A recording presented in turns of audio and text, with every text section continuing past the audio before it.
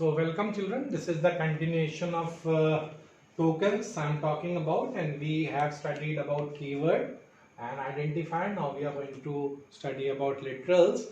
And children, as I told you, literal is the data item, the data or the constant value, or you can say the object which we use in the program. And children, now literals again are of 6 types. And the first literal which we have is the integer literal.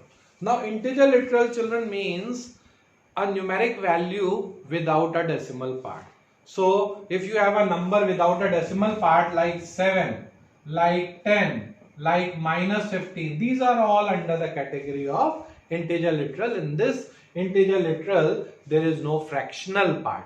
Now children, we have data with an integer literal, that means without a fractional part, and many times we mention these numbers as integer literal, like your marks, your age.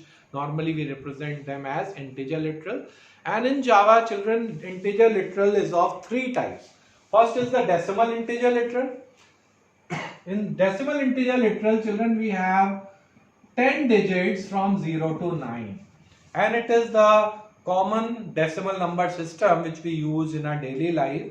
But children, computer works with another literals also, that is octal integer literal, and octal integer literal contains 8 digits starting from 0 to 7.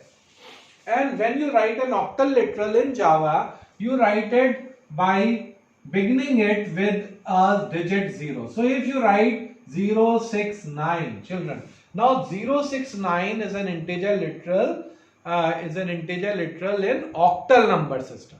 It is not in decimal number system. In decimal number system, if I write 69, then this value and 069, they are different values. This is in decimal number and this is in octal number. In the same way, children, we have hexadecimal integer literal. In hexadecimal integer literal, we have 16 digits, and these 16 digits are from 0 to 9 and from capital A, B, C, D, E and F. So they are from 0, 1, 2, 3, 4, 9, 10 digits, and A to F 6 digits, where A represents 10, B 11, and in the same way F represents 15. So these are, children, 16 digits. And when we represent any number in hexadecimal value, then you have to begin it with 0x or 0 capital X, and then you follow any number which is containing any of these digits, like 23. Now this 23 is in hexadecimal number system. Say if I write 0xAB7, then this number is in hexadecimal, and AB over here are the digits 10 and 11. B is 11. So children, we can represent integer literals in these 3 formats. Now the second literal which we have is the floating literal. Floating literal.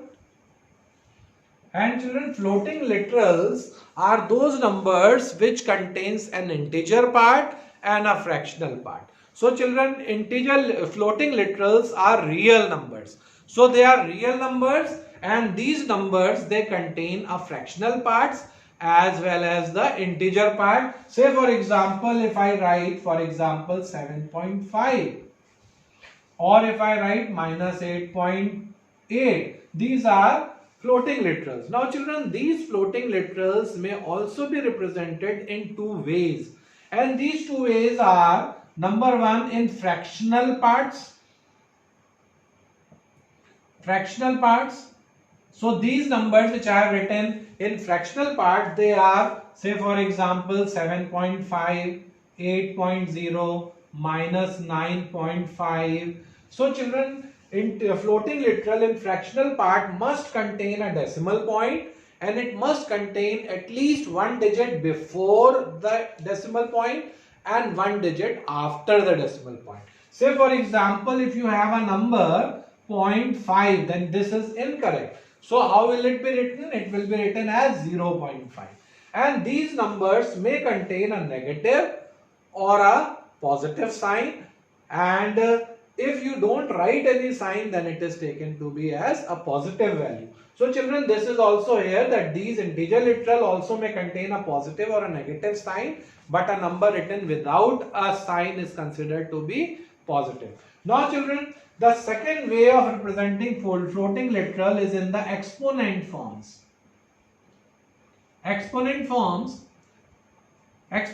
children, I want to tell you one thing, like we write numbers like 10 raised to the power of 20. This is exponent form, but it is in mathematical form. In computer, what we write, if you want to write this number, then it has to be written like this, 7. This multiplication is replaced by capital E or by small e, and then this number is written 20 like this. You can even place a plus sign over here or a negative sign depending upon the value you want to write. So children, a number, a floating literal in exponent form has two parts. One is the mantissa parts over here. 7.5 is the mantissa and 20 is the exponent. So the mantissa may be an integer number or a fractional number. It may have a negative or a positive sign also, but the exponent will always be an integer number. So children, this is how we represent the exponent form.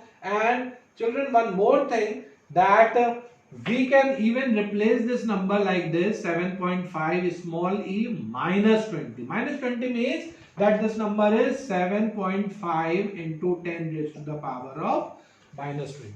So this is how we can represent these floating literals. Floating literals are those numbers which contains the fractional part in them. They can be represented as fractional, in fractional forms, not parts, in fractional forms,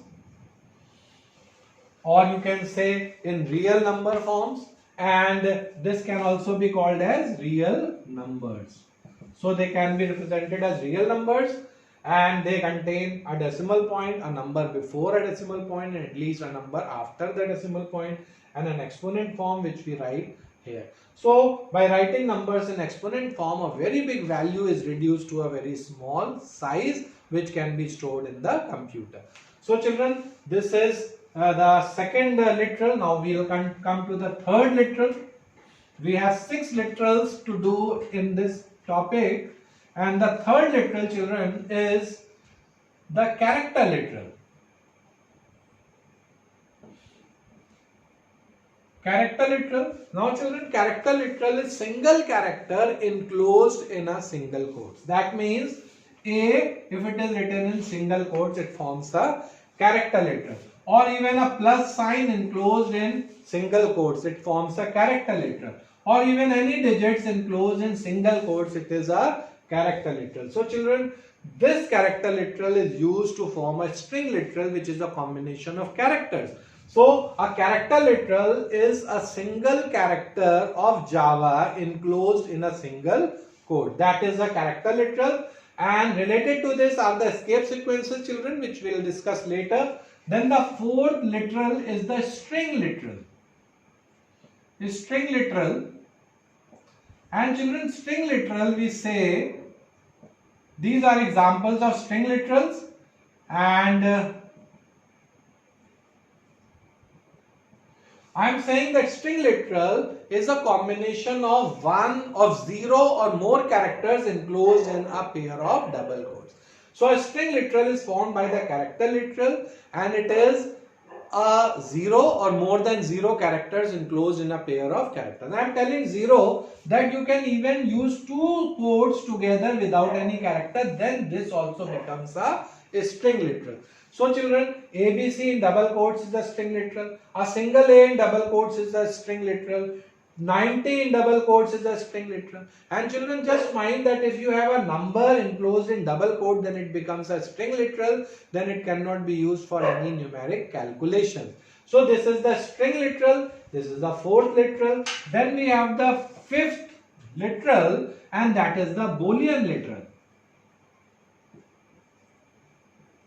Children, Boolean literals are of two types, either true or false. So Boolean literal means true or false. So children, many times when you are checking the conditions, you get an answer either true or false. This is that literal which we talk about, and it can take only these two values, true and false.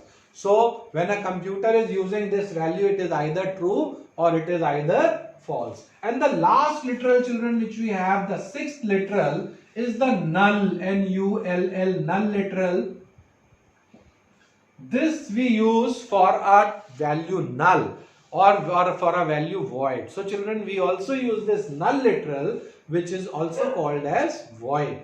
So these are regarding the literals, and which we have talked about. This is the literals. Now children, we will be continuing with the fourth and the fifth token in the next video.